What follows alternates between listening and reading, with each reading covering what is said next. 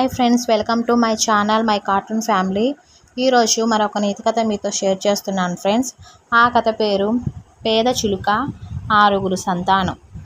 ఒక అడవిలో ఒక పేద చిలుక కుటుంబం ఉండేది. ఆ చిలుకకి ఆరుగురు పిల్లలు. పాపం సంతానం ఎక్కువ. అయితే ఆ చిలుక భర్తకి అనారోగ్య కారణంగా గూడులోనే ఉండేవాడు. పాపం పిల్లలు చాలా చిన్నవి. వాటన్నిటికీ ఆహారం తీసుకురావటం చాలా కష్టంగా ఉండేది పాపం. అయినా ఆ చిలుక కుటుంబాన్ని చూసుకోలేక రోజు సాయంత్రం ఎవరికి కనపడకుండా ఏడ్చేది. ఆ చిలుక కుటుంబానికి ఎడమవైపు కుడివైపు వేరొక చిలుక కుటుంబాలు ఉండేవి. ఆ రెండు కుటుంబాలు చాలా ఆనందంగా ఉండేవి. రోజు ఆహారానికి కలిసి వెళ్ళి సాయంత్రానికి వాటి వాటి గూటికి చేరేవి. ఇలా ఉండగా ఒకరోజు పేద చిలుక ఆహారం కోసం పొద్దున్నే వెళ్తుంది. అనుకోకుండా దాని ప్రక్కన ఉన్న చిలుకలు కూడా అదే టైంకి బయటికి వెళ్తాయి. అనుకోకుండా ఆ రెండు చిలుకలు కూడా ఈ పేద చిలుకను కలుస్తాయి. అయితే అందులో ఒక చిలుక ఆ పేద చిలుకతో ఇలా అంటుంది, భలే ఉందిలే నీ కుటుంబం. అనారోగ్యం గల భర్త, ఇంకా సంతానం ఎక్కువ. వాళ్ళందరినీ నువ్వే చూసుకోవాలి. అయినా పోషించటం వల్ల కానప్పుడు అంత సంతానం ఎందుకు అని పేద చిలుకను బాగా బాధపడే మాటలు మాట్లాడుతుంది. ఆ మాటలకి చిలుక బాగా ఏడుస్తుంది పాపం. అయినా ఒక్క మాట కూడా అనదు. మనసులో ఇలా అనుకుంటుంది, అసలే నేను రోజు బాధపడుతుంటే ఇంకా ఈ ఇరుగు పొరుగు వాళ్ళు ఇంకా బాధపడుతున్నారు. గాయంపై ఇంకా కారం చల్లుతున్నారు అని ఏడుస్తుంది. కానీ ప్రక్కన ఉన్న ఇంకొక చిలుక, ఎందుకు అలా మాట్లాడతావు? పాపం వాళ్ళకేమైనా తెలుసా తన కుటుంబం ఇలాంటి పరిస్థితి వస్తుందని అని ఆ చెడ్డ చిలుకను అరుస్తుంది ఆ మంచి చిలుక.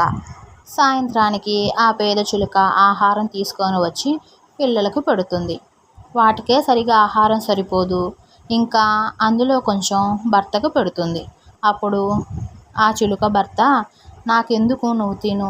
పాపం రోజు మా కోసం కష్టపడుతూ ఉంటావు.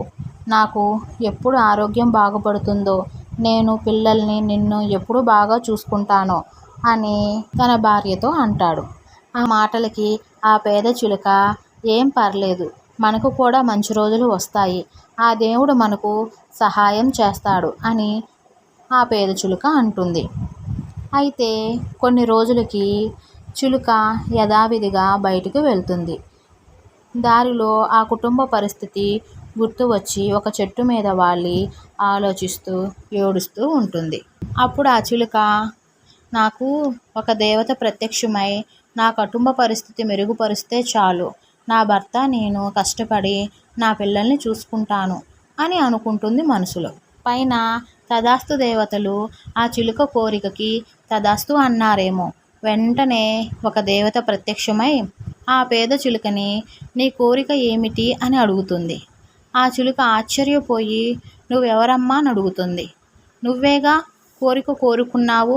దేవత ప్రత్యక్షమై నాకు సహాయం చేస్తే బాగుండు అనుకున్నావుగా, అందుకే నేను వచ్చాను అంటుంది. అప్పుడు ఆ చిలుక బాగా ఆనందపడుతుంది. అప్పుడు ఆ చిలుక, దేవత నువ్వే అంటున్నావుగా పేద చిలుక అని. నా కుటుంబం చాలా కడు పేదరికంలో ఉంది. నా భర్తకి ఆరోగ్యం బాగోలేదు. నాకు 6 పిల్లలు. వాటికి ఆహారం తీసుకురావటానికి నాకు చాలా ఇబ్బందిగా ఉంది.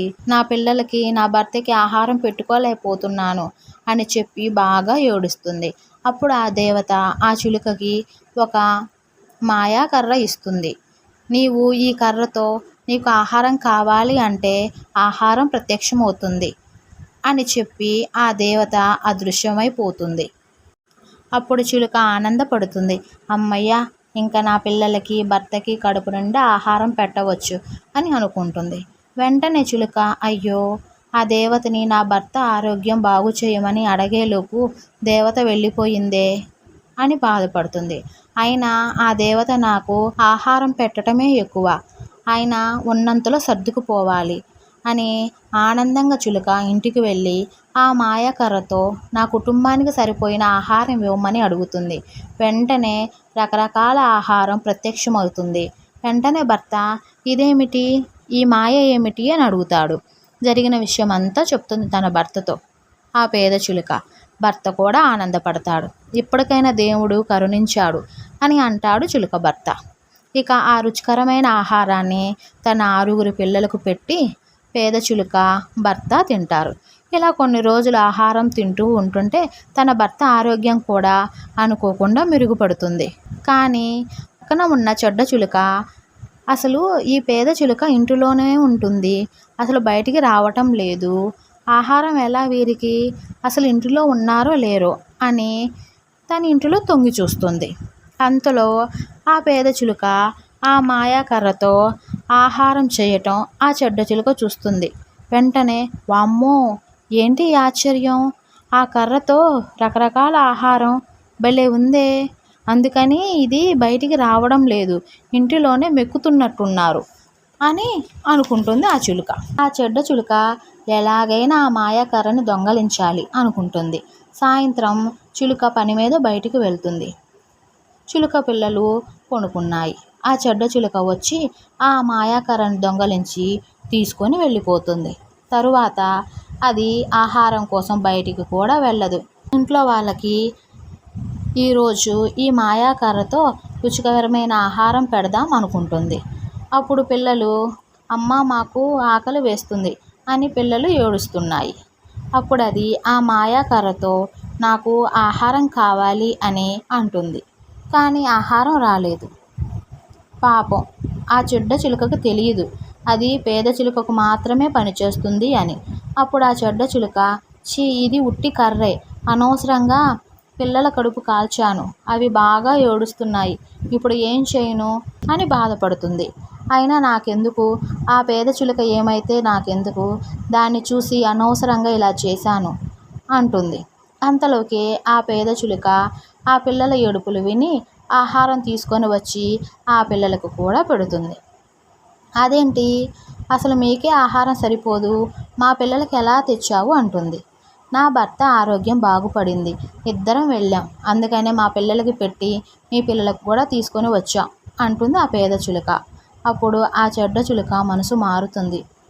నేను తనకు చెడు చేశాను, కానీ తన మనసు మంచిది, నా పిల్లలకి ఆహారం పెట్టింది, అసలు తన మనసు బాధపడేలా చాలా మాటలు అన్నాను, అయినా ఆ పేద చిలుక మనసు మంచిది కాబట్టి నా పిల్లలకి ఆహారం తెచ్చిపెట్టింది అని ఆలోచించి ఆ చెడ్డ చిలుక ఆ పేద చిలుక దగ్గరికి వెళ్ళి క్షమించమని అడుగుతుంది. ఇది కథ ఫ్రెండ్స్. కథ నచ్చితే లైక్ చేయండి, సబ్స్క్రైబ్ చేయండి. బాయ్.